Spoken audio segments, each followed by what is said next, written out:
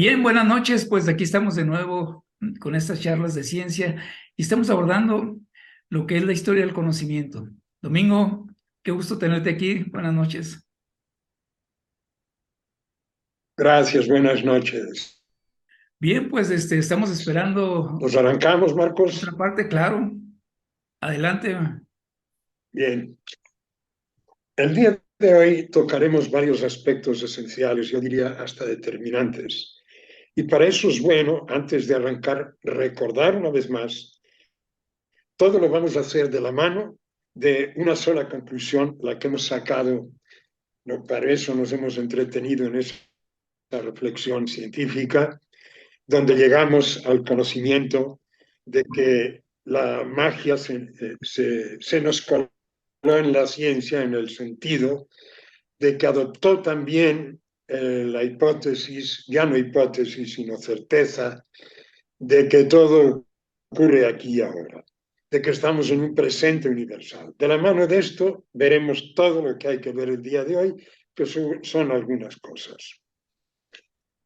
Debemos de tener en cuenta que siendo esto así, el día anterior ya llegamos a la conclusión de Dios, es decir, este es un universo de seres, no de cosas, puesto que las cosas en esencia ni siquiera existen, y hablando de la totalidad, es ese ser que es la totalidad, y si no tenemos miedo de las palabras, que no hay por qué, tiene nombre propio y es Dios. Pero en la medida en que lo abordamos en estos términos, ahora tenemos que abordar todos los aspectos del conocimiento humano, de la experiencia humana. Ya no nos podemos quedar en esos terrenos muy limitados en los que la ciencia se ha querido mover, sino que ahora debemos abordar absolutamente toda la experiencia humana y toda la experiencia de nuestro entorno. No se trata de una fuga hacia la fantasía y de dejar atrás el rigor científico, para nada, pero sí se trata, por ejemplo, de tomar nota que en esa relación entre pensamiento deductivo e inductivo, entre la experiencia mental y la experiencia física, el universo entero experimenta por nosotros si sabemos observar. La humanidad entera, nuestra historia, cada una de las vidas de nosotros mismos, es una experiencia continua que, de nuevo, si sabemos observar, nos da una experiencia y la posibilidad de una experiencia mental, de un ejercicio mental al que no nos atreveríamos si no tuviéramos en cuenta esta experiencia. Tampoco sería nuestra, para nada, vamos a seguir practicándola. Pero, por ejemplo, si tomamos en cuenta la gravedad, que de hecho es el más dificultoso de todos, Lenin sudó tinta para introducir la gravedad en su... La física actual ha tenido éxitos rotundos, éxitos aparte precisamente el bosón de Higgs, pero no ha logrado incluir la gravedad en su alimentación ni física ni mental, no ha logrado introducirla. Vemos la gran dificultad que eso presenta.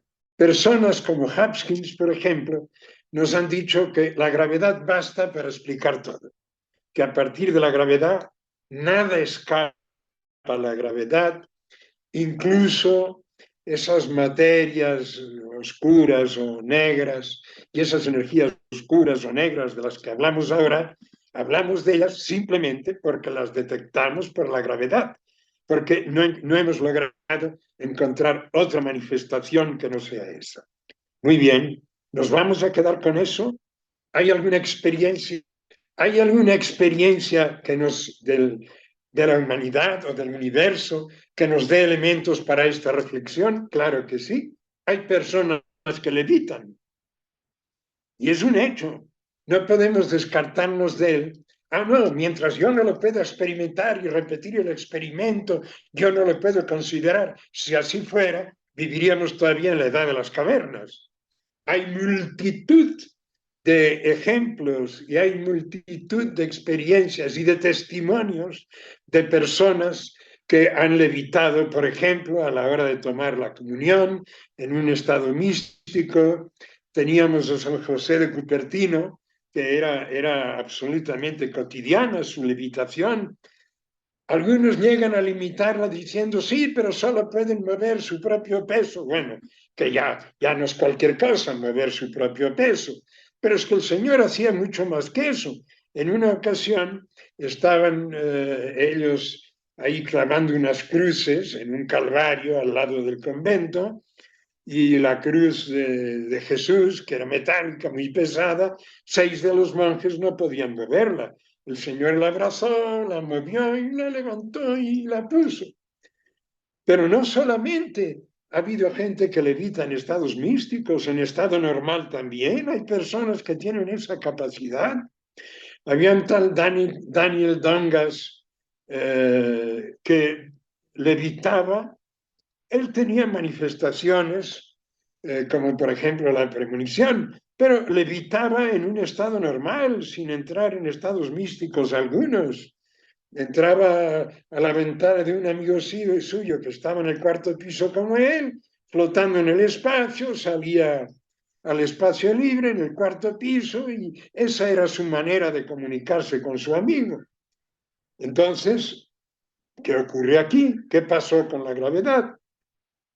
Pero hay también otra experiencia que debemos de tener en cuenta. Los platillos voladores, no es que ahora yo quiera abrir ese capítulo, lo vamos a hacer bastante más adelante, pero también ahí hay multitud, pero multitud de testimonios, y no solo testimonios que podemos calificar de subjetivos, aviadores, pilotos, militares, policías, gente que no tiene ningún motivo para hablar de eso y que los han avistado. Y cuando dan el testimonio, siempre es el mismo. Tienen una clase de movimientos, esos objetos, donde pueden caer en picada y levantarse a gran velocidad, que indica que están en la ingravidez. Si verdaderamente estuvieran dentro de la gravedad del planeta en el punto donde están evolucionando, pues quedarían aplastados en cualquiera de esos movimientos o en los acelerones que pegan. No es que aquí vayamos a sacar conclusión alguna, pero tenemos que reflexionar al respecto. El universo investiga por nosotros y sabemos observar. Como Aristarco de Samos, como muchos otros, sabían interpretar qué estaba ocurriendo en los eclipses de luna, y eso les mostraba que la Tierra era redonda. La sombra de la Tierra en la luna era redonda. Oiga, ¿podía ser un platillo circular? No, porque observaban diferentes eclipses en diferentes posiciones de la Tierra y siempre era redonda su sombra. El único objeto que siempre proyecta una sombra redonda es la esfera. Y con unos cálculos muy sencillos pudieron determinar la dimensión del ecuador o de los meridianos, con una exactitud que aún hoy es pasmosa. No erraron más de 100 kilómetros. ¿Por qué? Porque tenían una cabeza y sabían usarla. Y además no tenían gran cantidad de medios experimentales, de instrumentos. No vaya a ser que la abundancia de instrumentos nos haga estúpidos, ¿verdad? Hay que guardar esa capacidad de ir mucho más allá de los propios instrumentos, porque los propios instrumentos han sido el resultado de una multitud de experimentos mentales contrastados, interactuados con una multitud de experimentos físicos. Dentro de la historia de la ciencia, la estupidez muchas veces no ha tenido límite. Cuando la humanidad estaba por iniciar la era de la aviación, se les metió en la cabeza, incluso a científicos muy reputados, que un cuerpo más pesado que el aire no podía volar. ¿Ah, sí? ¿Y los pájaros qué? Ahí tenían el ejemplo de los pájaros, objetos más pesados que el aire que volaban. ¿Qué se les metió en la cabeza? No, mi amigo, ahí no tienes que investigar ni averiguar nada, ni probar nada, está probado, nada más tienes que observar. Otra cosa será cuando tú quieras volar, ahí sí te quiero ver cómo le haces y qué tanto cacumen le echas. Pero para saber que los cuerpos más pesados que el aire pueden volar, No necesitas más que ser un poco observador y detrás y dejar atrás esa capa de estupidez que estás manifestando. Debemos de tener en cuenta que el conjunto de la ciencia es solo una fenomenología, es una descripción, describimos, no conocemos en esencia nada. Es una fenomenología, no es una ontología. La ontología ni siquiera la rozamos. Cuando Galileo ya empezó a publicar las leyes de la gravedad, Descartes se enojaba con él. Este cuate ya nos está describiendo un montón de cosas y todavía no nos ha dicho qué es la gravedad. Ni te lo va a decir, ni tú tampoco. Y él se esforzaba, pensaba en una especie de torbellinos del aire que presionaran el objeto y le imprimieran gravedad. Que no, que estás en la estupidez, que la ciencia es solo fenomenología. Y entonces aquí diríamos, entonces ahora vamos a entrar a la ontología. Bueno, depende qué consideramos. La ontología no la vamos a poder tratar de manera descriptiva como la fenomenología. No vamos a poder tener una relación con ella como la que tenemos con la ontología, porque el ontos es Dios y a Dios no le vamos a andar contando las costillas. Sin embargo, eso no quiere decir que nos vamos a quedar ayunos de ontología. Al contrario, veremos en su momento, y no más tarde que hoy mismo, que esa ontología podemos hacer mucho más que describirla. La podemos vivir. La podemos vivir desde dentro, con intensidad, con pasión. Podemos hacerla nuestra. Podemos compartirla con Dios. Esto es más que una descripción. No nos quedaremos sin ontología. Dicho esto, arranquémonos, ya que hemos aquí predicado heterodoxia, pues empecemos heterodoxamente.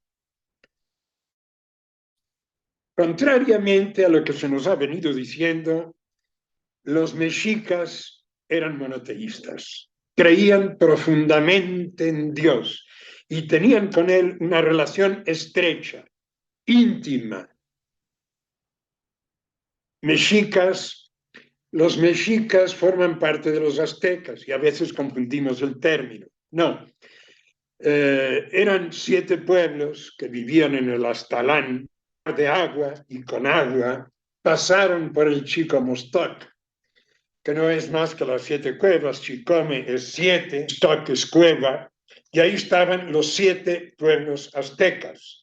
Los tlahuicas, los acolhuas, los tepanecas, los tlaxcaltecas y los mexicas. Viniendo para acá, pasaron por Nayarit, por la isla de Mezcaltitán, y ahí vemos que generaron inmediatamente.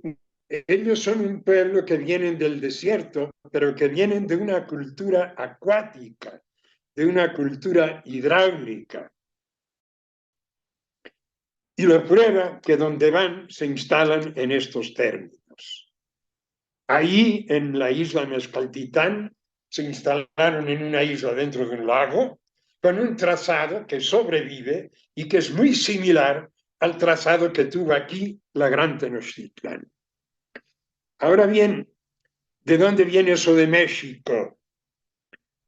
Allá en el Aztlán y en el Chicomostoc hubo un Moctezuma antes que Yucamina y antes que Xocoyotzin, en aquellos tiempos, en aquellas épocas y en aquellos lugares. A él le sucedió un tal Meshi. Meshi quiere decir la luna. Nada más hace falta añadirle el co para tener México. Y co es un sufijo de lugar. México es el lugar de México. Ellos no venían buscando la tuna y el nopal, y la víbora, y el águila. No, venían buscando un lugar en un lago que tenía exactamente la forma de un conejo. Porque ellos en la luna veían un conejo en esas sombras de la luna. Y ese lugar estaba aquí. guiados por Huitzilopochtli, y entraremos en eso mucho más adelante. Eso es lo que venían buscando y eso es lo que encontraron aquí. Ellos traían en su sangre una cultura hidráulica que venía de un ciclo anterior de culturas. No abordaremos ahora ese tema, pero una ancestralidad muy antigua. Muy bien, vamos a ver ahora. Ellos le aplicaban diferentes nombres a Dios, correspondiente a sus potencias o a sus características. Para entender bien este asunto de los nombres de Dios, los mexicas, haremos analogías con lo que para nosotros es el paradigma mismo del monoteísmo, que son los hebreos y los judíos. Y los mexicas llamaban a Dios, por ejemplo, Ipalnemohuani, el creador, el dador de la vida. O lo llamaban también Tloquenahuaque, el invisible como la noche, o Yowali Ejecatl, el impalpable como el aire. Tenía también un nombre propio, Ometeotl, Dios dos. Ome es dos, Teo es Dios, como en griego. El TL es nada más el indicativo de sustantivo. Es una marca, esto es un sustantivo. Ok. Esto induce a error. Entonces ellos tenían un Dios doble. No, tenían un Dios único que se manifestaba de manera doble. Veamos cómo abordaban, por ejemplo, el siguiente sujeto. Decían Intonan, Intota, Huehueteotl. Nuestra madre, nuestro padre, viejo Dios, en el sentido de Dios eterno. Es un solo Dios, uno solo, que se manifiesta de manera doble, que es a la vez padre y madre, en uno solo, pero es un solo Dios, no un Dios. No solo estaban mencionando a Dios, sino su característica esencial, esa manera de manifestarse de modo doble, como hemos estado viendo a través de todas nuestras reflexiones científicas también. Pero era un solo Dios. Pero tenían también, entre otros, otro nombre, Moyocoyatzin, el que se inventa a sí mismo. Caray, ¿cómo que el Dios se inventa a sí mismo? Está inventado, es todo, es eterno. No, Señor. Él se tiene que inventar a sí mismo porque tiene que ejercer de Dios. Y ejercer de Dios es crear su propia exterioridad. Tiene que inventarse a sí mismo. ¿Y cómo se inventa a sí mismo? A través de toda su obra, a través de la creación entera y esencialmente a través nuestro, a través de los seres de razón. Cuando digo seres de razón, no hablo solamente de nosotros en el planeta Tierra, todos los habitantes capaces de razón del universo, que por descontado son múltiples e infinitos. Todos ellos somos los interlocutores de Dios. Eso es lo que necesita Dios para inventarse a sí mismo. Necesita interlocutores y esos interlocutores somos nosotros. Ahora estamos en condiciones de entender qué es esta obra que él hizo, de esta falacia de la cosa que es y no es, de la cosa que está pero no es. Y ahí podemos comprenderla. ¿Por qué la hizo de inercia limitada? ¿Por qué no le dio la capacidad de ella misma surgir la conciencia, surgir el pensamiento? ¿Por qué no se lo dio? ¿Por qué le dio una inercia limitada que sabemos que se acaba? La entropía. Nos decía el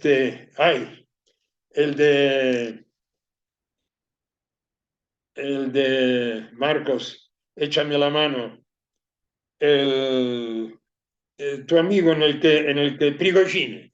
Nos decía Prigogine, a medida que la complejidad aumenta y la vida se crea, ahí la entropía disminuye. Y tiene razón, disminuye ahí.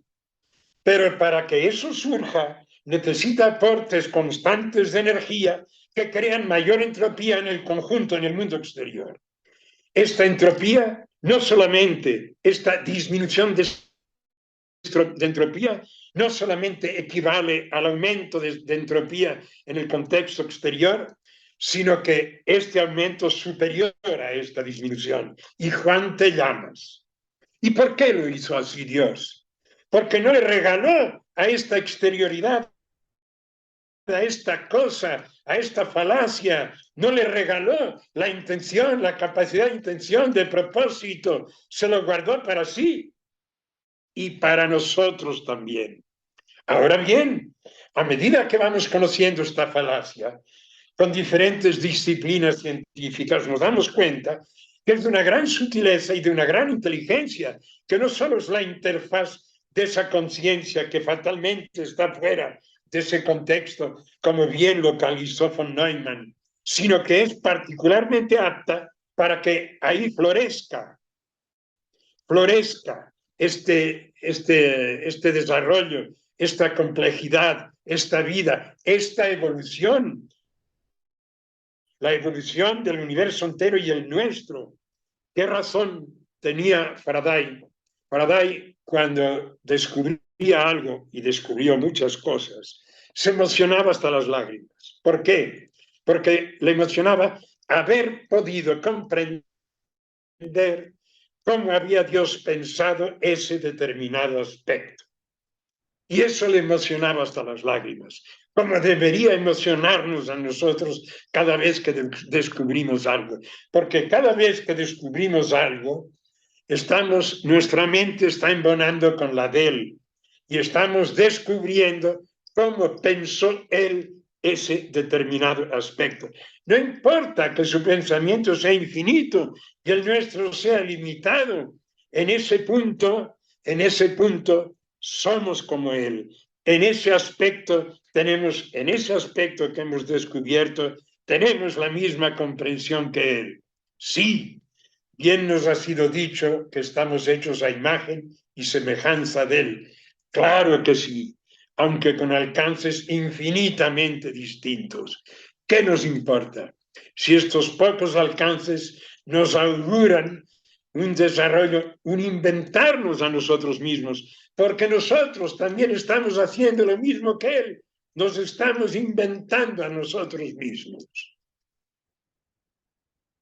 Podríamos abundar sin fin toda la noche en las características de este contexto que ya conocemos, por ejemplo, las estructuras disipativas, todo favorece este florecimiento, este encadenamiento de las complejidades donde una parece estar contenida en la otra y dando lugar a la otra, de la que nos hablabas, Marcos, el primer día. Todo confabula para esta evolución, toda la propicia, toda la prospera, pero no produce la conciencia. A Dios gracias. Ahí no hay intención. A Dios gracias. Ahí no hay un propósito. A Dios gracias. Eso se lo guardó para él y para nosotros mismos. Las estructuras disipativas era de lo que hablaba también Prigogine. Ahora, de la mano de este mismo elemento con el que culminamos en las pláticas pasadas, tenemos que dar el primer paso, el siguiente paso, con lógica elemental. Si somos los interlocutores de Dios, necesario es que seamos seres libres, con libre albedrío. De lo contrario, ¿qué clase de interlocutores seríamos? ¿Que unos polichinelas? Para ser interlocutores hay que ser verdaderamente libres y eso comporta la posibilidad de negarlo a él, la posibilidad de enfrentarlo, la posibilidad de ignorarlo, la posibilidad de reconocerlo, la posibilidad de amarlo. Somos libres. No es lo mismo 8 que 80. No tiene el mismo resultado para nosotros la opción que tomemos, pero somos perfectamente libres de tomarlo. Esa libertad, ese libre albedrío es absolutamente inherente y necesario al hecho de que somos sus interlocutores. Ahora bien, esta libertad en lógica elemental nos lleva a otro ámbito todavía, a otra conclusión. Vamos a ver. Somos libres. Y solo somos parte, y una parte muy pequeña. Eso implica la posibilidad de error. Por momentos tal parece que hasta la fatalidad, pero no. Eso implica la posibilidad de error. Implica la posibilidad de error hasta el extremo de la maldad. La maldad forma parte también de nuestra libertad. Pero la maldad, nosotros somos seres de naturaleza espiritual. La maldad se podrá ejercer aquí, pero su esencia radica en el espíritu, en el nuestro mismo. Y en ese ámbito en el que todo ocurre aquí ahora, en el ámbito universal, las cosas no existen, solo existen los seres. Y por lo tanto también existe el ser de la maldad, que pronunciaré una sola vez, porque él se lo toma como invocación. Esto lo veremos mucho más adelante, el diablo. Hay que ser prudentes, no hay que mencionarlo, pero sí debemos saber de qué estamos hablando. ¿Y esto nos lleva a qué? ¿A una dualidad, el bien y el mal? Claro que no. Ese ser como nosotros es una creación también de Dios, es obra de Dios como nosotros. ¿Y cómo se hizo malo? Por el mismo conducto que nosotros, por el mal uso de nuestro libre albedrío, porque Él, aunque tenga una dimensión mucho mayor que la nuestra, para nada es Dios, solo es parte y finalmente también parte minúscula de esa totalidad. Solo Dios es la totalidad misma. Y eso nos lleva a otra serie de reflexiones. Ah, caray, la maldad, el mal. Una pregunta típica. Y si Dios es bueno, que lo es, recordemos aquel pasaje donde un muchacho le pregunta a Jesús, Maestro, ¿qué tengo que hacer para ser no solo Dios? Ahora, si quieres practicar el bien, vende tus bienes, regalos a los pobres, cárgame. Por alguna razón, solo recordamos esta segunda parte. La primera la ignoramos siempre. Bueno solo Dios. Si es bueno, ¿por qué permite el mal? Porque si no lo permitiera, el malo sería él. Si no lo permitiera, el malo sería él. Porque para impedirlo, estaría impidiendo forzosamente el libre albedrío. Esta es la única ley del universo, el respeto al libre albedrío. Y ahora esto nos lleva a otras preguntas. Si cada que se lo pedimos, oye, y si no se lo pedimos, también busca la manera de ayudarnos, pero sin violar nuestro libre albedrío.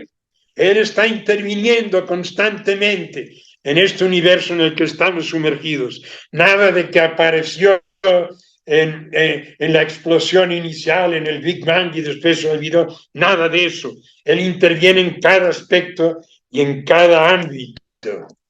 Y entonces, ¿cómo le hace para respetar nuestro libre albedrío?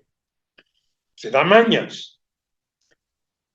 Un personaje, ahora mencionaré el pecado solo después del pecador, hizo una carta póstuma para un hijo que él sabía pertinentemente que para cuando ese hijo tuviera tiempo de razón, tuviera uso de razón, él habría fallecido. Es alguien que supo qué día exactamente iba a fallecer.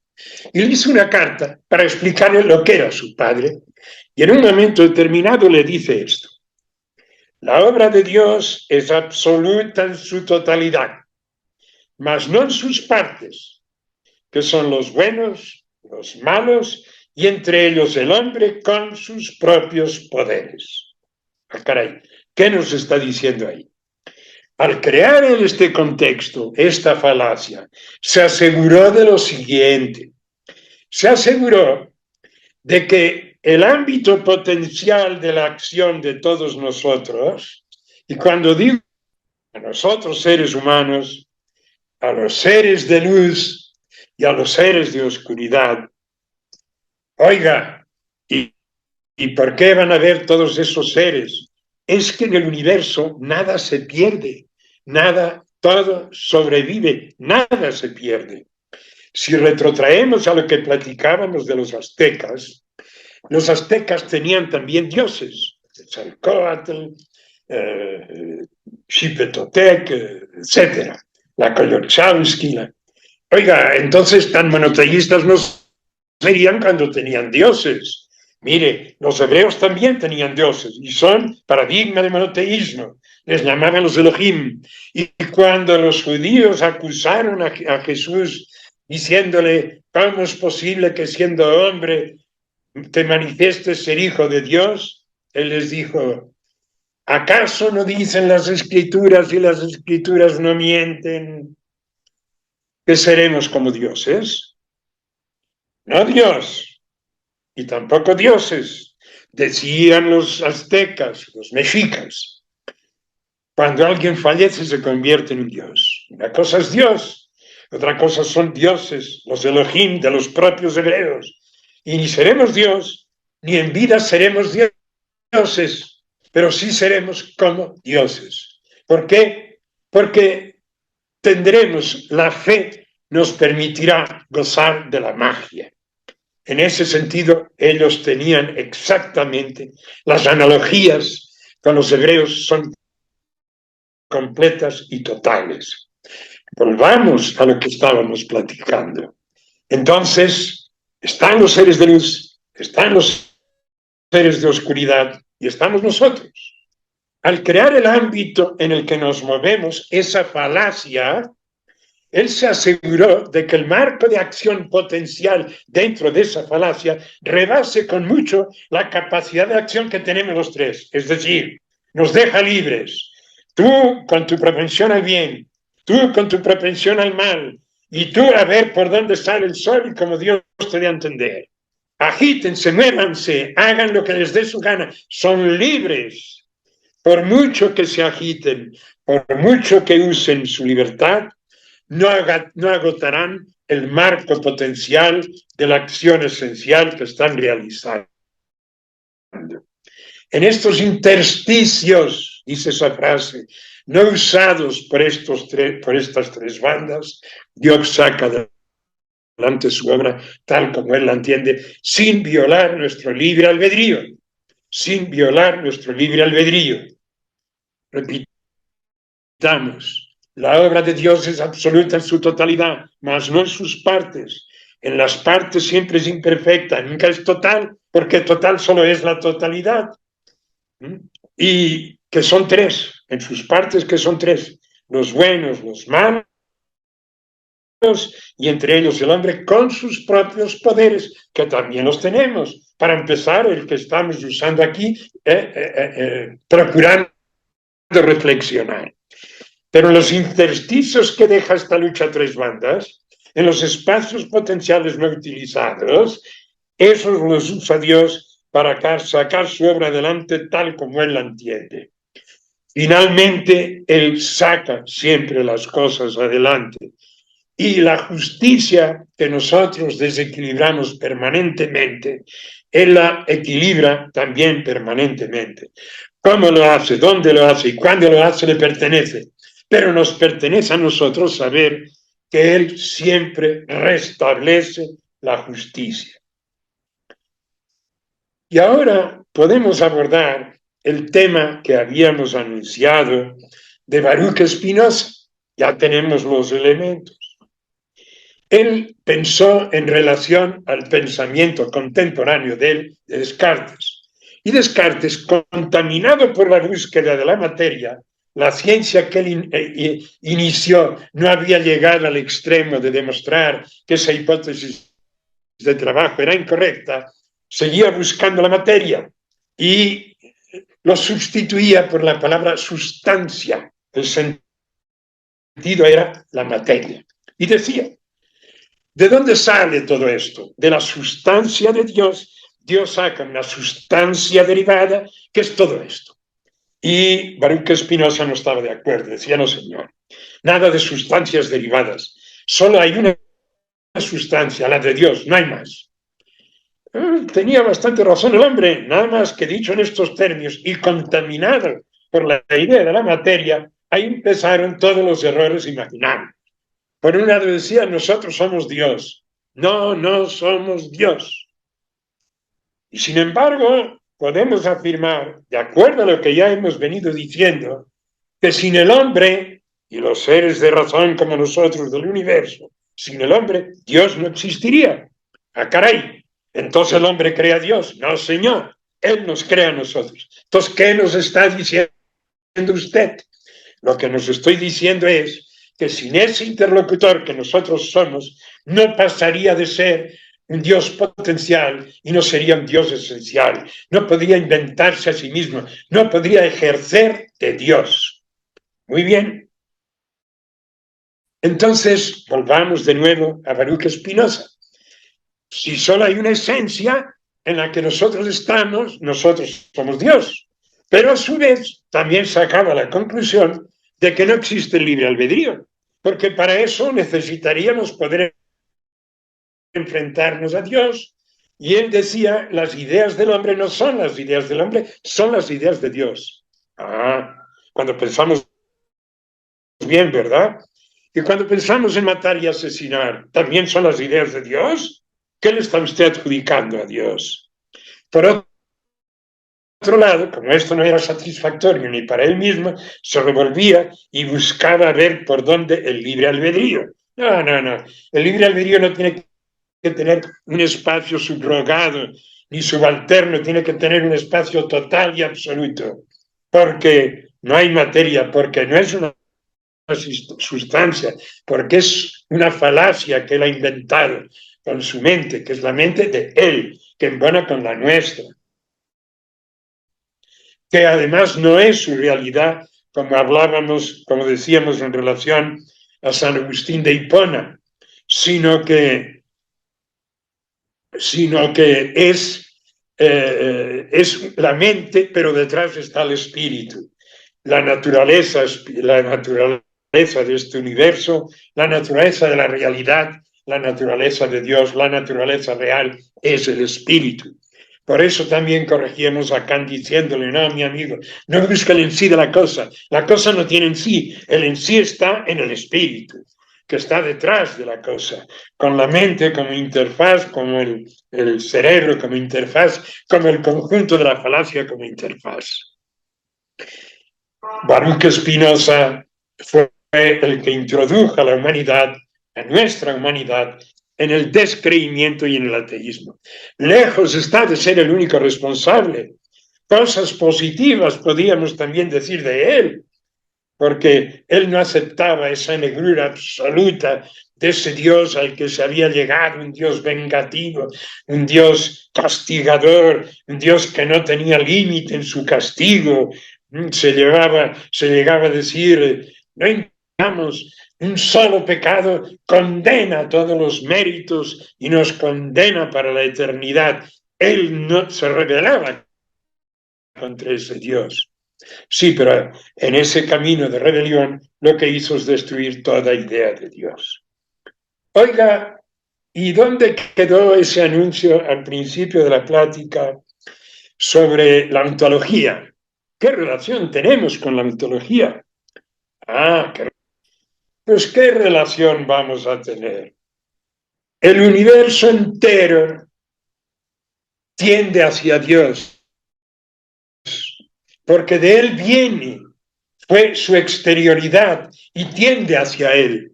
El universo entero ama a Dios y el universo entero es una pulsión de vida, por ende.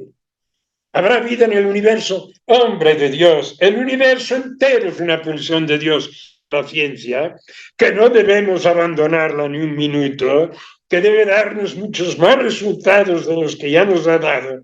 Nos dice que donde quiera florecen aminoácidos, que donde quiera se producen los elementos básicos, que son miles y miles y cientos solo en nuestra galaxia los planetas que pueden soportar la vida, etcétera. Pero el universo de Dios, porque el universo entero ama a Dios. Y esa es nuestra relación, la nuestra, con el ontos, con Dios, el amor. Lo amamos y podemos amarnos unos a otros. Cuando ya Juan el Evangelista era viejito, lo traían a todas las reuniones de cristianos. Él le raspó a los 100 y era como 18 años al menos más joven que Jesús. O sea que para eso ya estábamos muy entrados en relación a la fecha de nacimiento de Jesús. Ya viejito, lo cargaban en una silla, no se movía.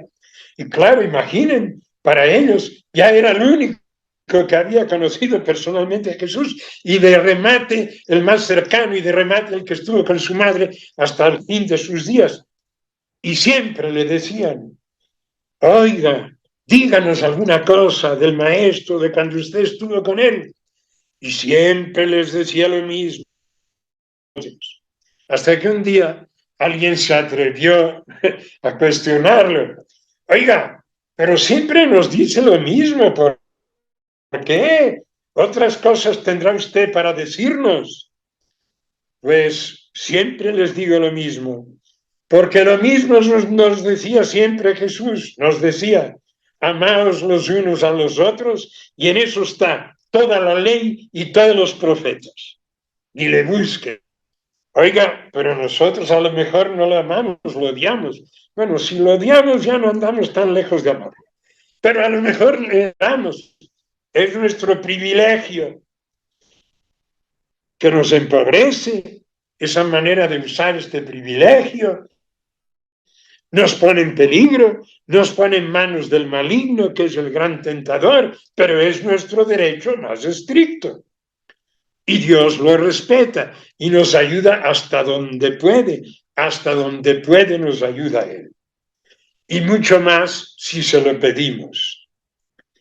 Pero aquí tenemos que hacer la introducción a otro elemento. Hemos visto cómo le hace Él para ayudarnos, incluso cuando no se los pedimos. Con esa cita, que por cierto no mencionaba el pecador, era Nostradamus. Nostradamus le dio a Dios el nombre que prefiero: el gran jovialista, el de la alegría. Es el nombre que prefiero. Ese nombre le daba él cuando lo mencionaba en sus profecías, en sus cuartetas. Él era el que dijo esa frase. Muy bien, pero eso es cómo le hace Dios dentro de este ámbito, el ámbito de la falacia. Pero una vez que el mal se ha cometido, ese mal es en el plano espiritual. Y en el plano espiritual nada desaparece, porque está en el presente universal, en el todo ocurre aquí ahora, en el presente universal. Y en ese presente universal, ¿qué podría desaparecer? Nada desaparece. Todo el bien que hemos hecho, ahí está. Y todo el mal que hemos hecho, ahí está también. Pero con cada uno de los males que cometemos, le damos poder a ese ser, que es el enemigo de Dios y el nuestro. Y esto llega a extremos verdaderamente graves, a extremos donde su poder es excesivo, y si Dios no nos puede liberar de él, vamos a la catástrofe. Más allá de las cuestiones ecológicas, más allá de las cuestiones sociales y políticas, sentimos que el mal nos acecha. Sentimos que el mal nos acecha, que el mal es demasiado poderoso, que le hemos dado demasiada fuerza con nuestras propias maldades. Pero ahí, si no le pedimos ayuda, Él no nos la puede dar sin violar nuestro libre albedrío, porque aquí no hay leyes, aquí solo hay probabilidades, pero allá sí hay leyes, el respeto al libre albedrío. Y ahora, ¿cómo le va a hacer Dios en esta encrucijada? ¿Cómo le va a hacer Dios en esta encrucijada donde solo nosotros podemos librarnos a nosotros mismos recurriendo a Él, liberándolo a Él de la limitación que se ha autoimpuesto, del respeto a nuestro libre albedrío para poder ejercer lo que es ese ser omnímodo en sí mismo? Pero si no lo hacemos, ¿cómo lo hará? ¿Cómo le hará para ayudarnos? Lo tenemos que hacer nosotros, esa parte. Sin que nosotros hagamos nuestra parte, Él no podrá hacer la suya. ¿Y cómo le hará? Él no da paso sin guarache y para todo tiene solución.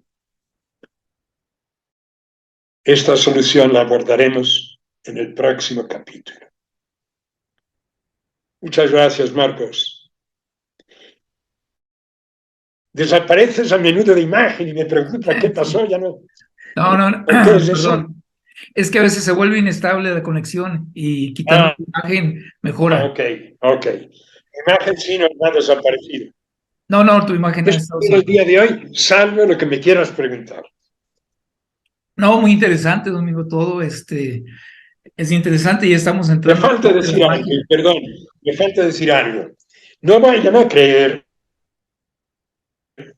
que dicen, este ya tomó vuelo, ya se alejó de las pruebas científicas, ahí ya se encarreró y ya nos va a colocar lo que le dé su gana. Para empezar, todo lo que hemos ido colocando es dentro de una lógica estricta que parte de ese presente universal que detectamos.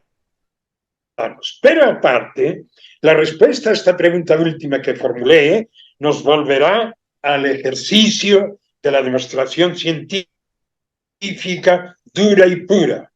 Para eso deberemos ser muy flexibles en este sentido. No solamente hemos censurado nuestro pensamiento y nuestra reflexión en el sentido de querer ignorar esas investigaciones que el universo mismo hace por nosotros, sino que también hemos censurado los propios conocimientos científicos cuando no nos han convenido a nuestro prejuicio previo. El próximo día responderemos a esa pregunta y el título que le propongo al próximo capítulo es Nuestro Señor Jesucristo. Y ahora sí, pregunta, por favor. Sí, no, está muy, muy interesante. Nada más quería abundar un poco sobre las estructuras disipativas. Fíjate que ahí hay mucha tela de dónde cortar, porque Prigioni es el que encuentra la termodinámica de la vida y encuentra la interdependencia de todos los seres vivos y de todas las células vivas que se forman precisamente las estructuras disipativas de elementos vivos que se necesitan unos a otros. Entonces la totalidad se necesita uno a otro. Y es una forma científica de explicarlo que se puede aterrizar inclusive a modelos matemáticos. Tengo por ahí un estudio donde dice esto, de la relación de cada célula, que puede ser un ser vivo, puede ser cualquier cosa, son sistemas abiertos donde intercambian energía y materia y solo pueden vivir juntos, solo pueden estar intercambiando energía y materia con el que está junto. Entonces, eso nos da una idea de cómo la humanidad se necesita a sí mismo. Esto es, no podemos estar solos. Y en todo ese gran conjunto es donde pienso que entramos en comunión con Dios.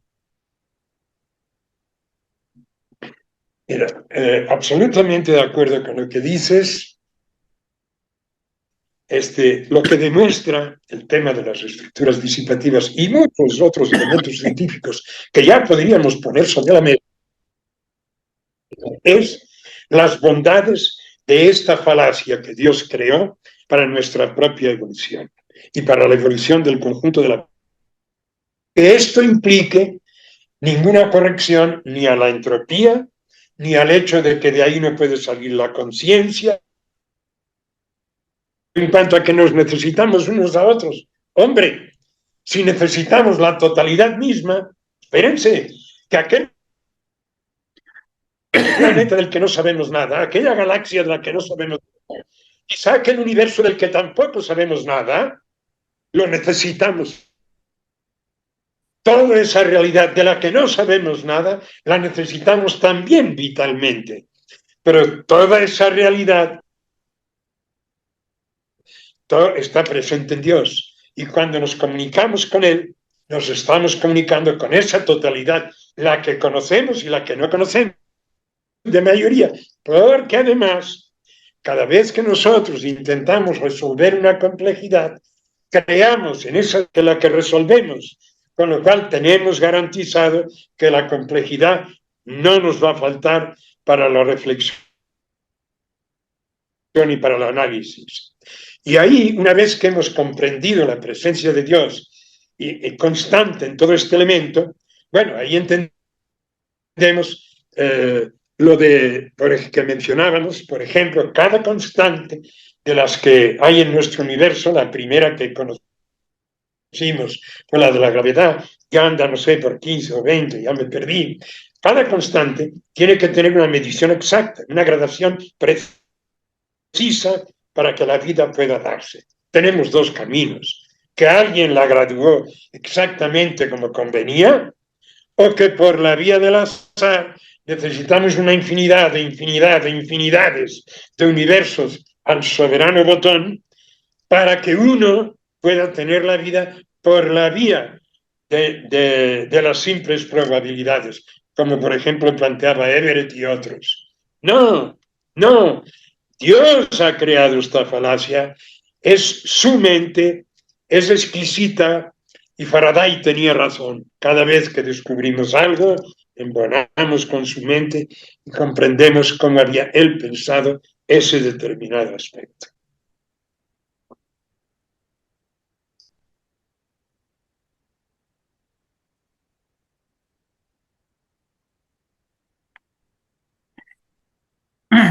Sí, sabes que Kepler también en toda su obra hablaba mucho de cómo estaba embonando con Dios.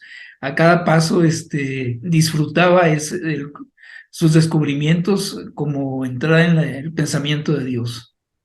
Y lo manifiesta mucho en sus libros originales. Claro, claro que sí, absolutamente. Y de eso se trata, efectivamente. De eso se trata. Sí, a Kepler lo criticaban mucho porque le decían que si había escrito las leyes del universo o estaba escribiendo un Te Deum, un gracias a Dios, ¿no? El universo no tiene leyes. El universo no tiene ni una sola ley. Solo tiene probabilidades. Las leyes las tiene el espíritu y es una sola, el respeto al libre albedrío. Por eso puede intervenir constantemente en el universo, sin violar las leyes. ¿Cuáles leyes va a violar si no existen?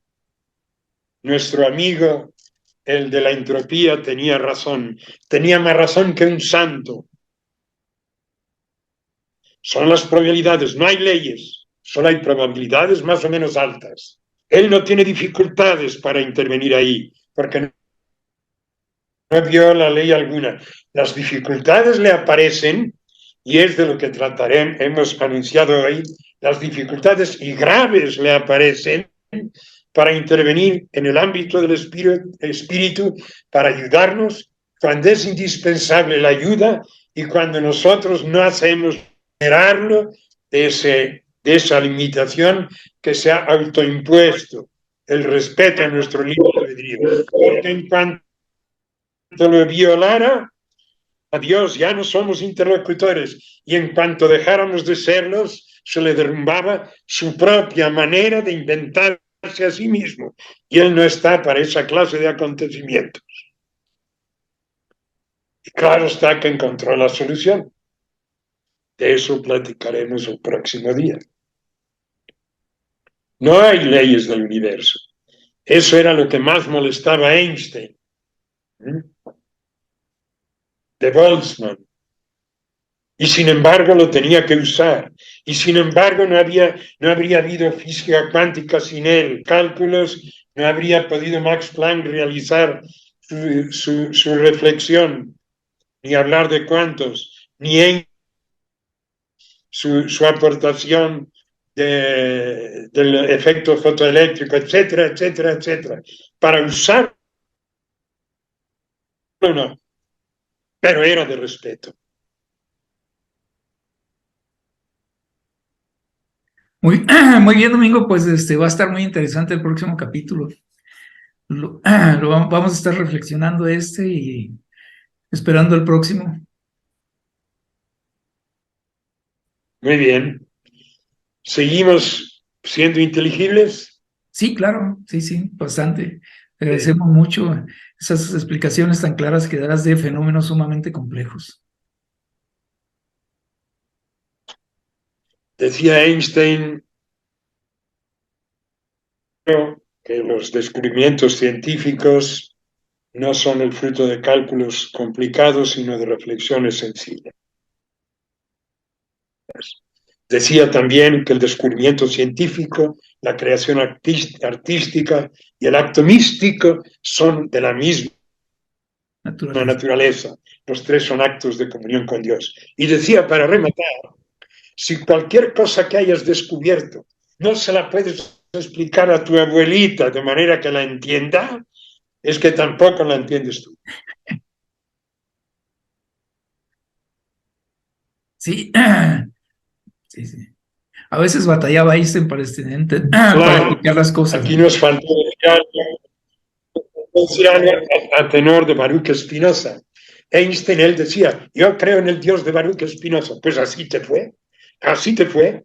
Y tú que llegaste a ese acto de comunión que es la identidad y ese acto místico, sin embargo, seguiste en los prejuicios porque precisamente creías en el Dios de Spinoza, un Dios que no nos reconoce nuestro libre albedrío.